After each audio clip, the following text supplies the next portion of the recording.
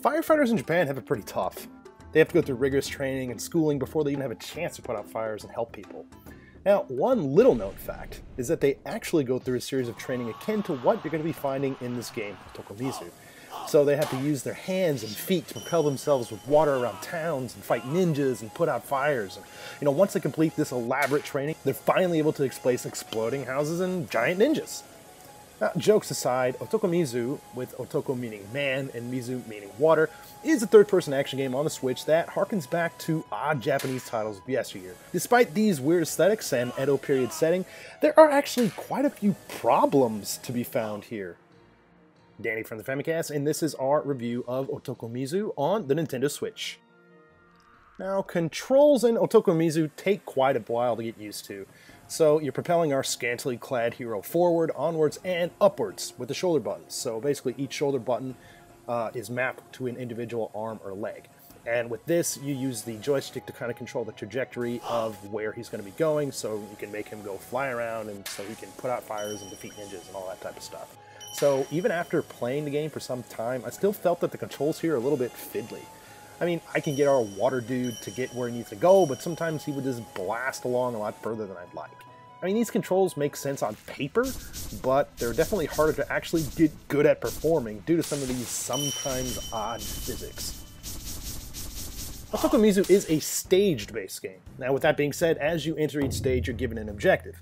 Usually, the objective is to put out as many fires as you can within this time limit.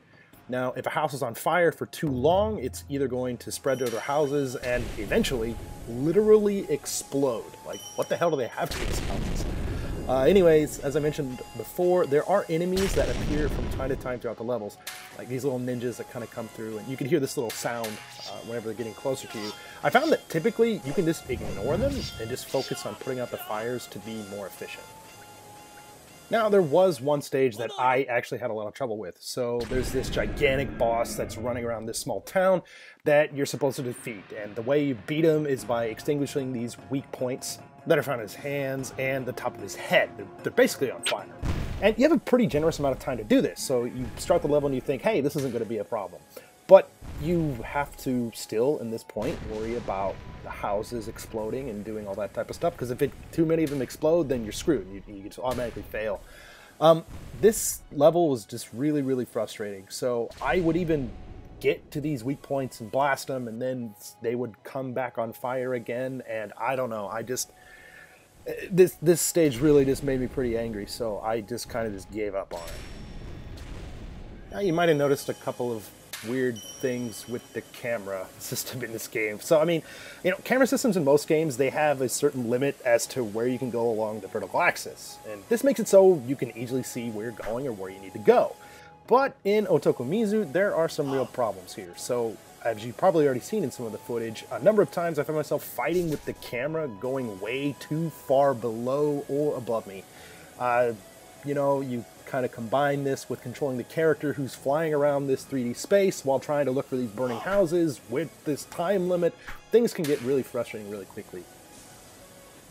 Now, visually, Otokomizu really isn't anything to write home about. It's a pretty static game.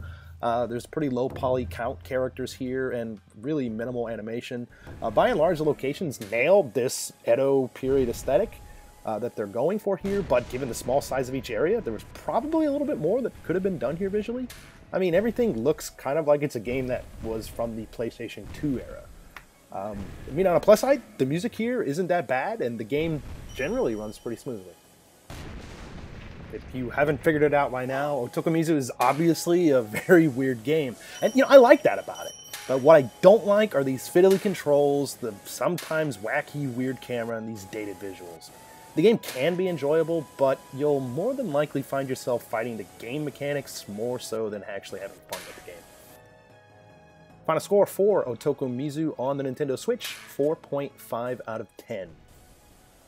As always, thanks for checking out this video. If you like what you see, please feel free to give us a like. If you're new to the channel, please feel free to subscribe. We got tons of podcasts, video reviews, special videos, and a whole lot more. Again, this is Danny from the Famicast. Thanks for watching, and we'll catch you next time.